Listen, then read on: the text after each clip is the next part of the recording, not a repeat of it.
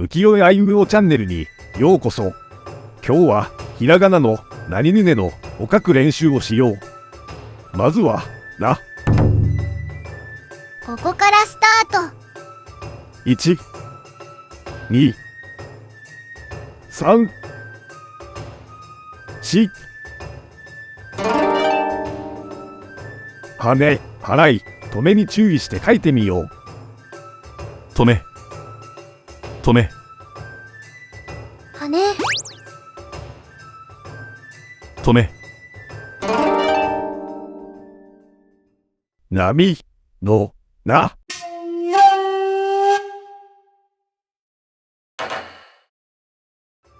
次は2、ここからスタート。1、2、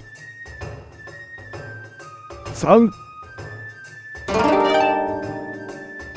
はね、払い、止めに注意して書いてみよう。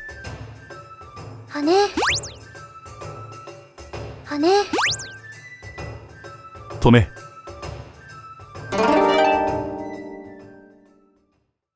庭のに。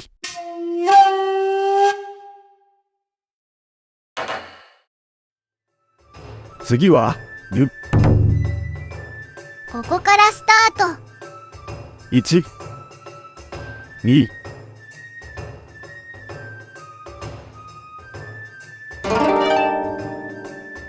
はね、払い、止めに注意して書いてみよう。止め、止め、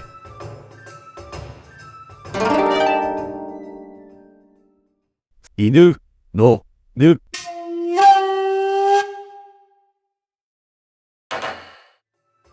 次はね。ここからスタート。1、2、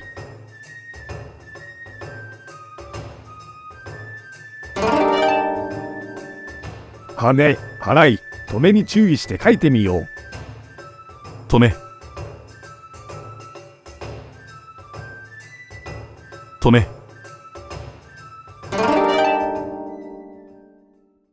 猫のね。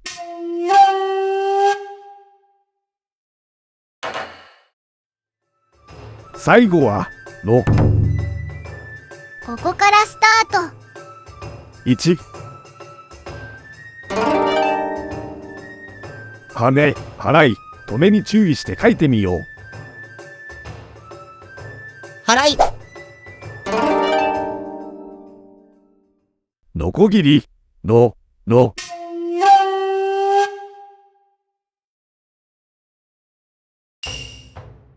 何ぬねの書けるようになったかな。次の動画ではアヒフヘホの練習をしよう。チャンネル登録やいいねボタンよろしくね。お知らせ。浮世絵あいうえおの本を発売中。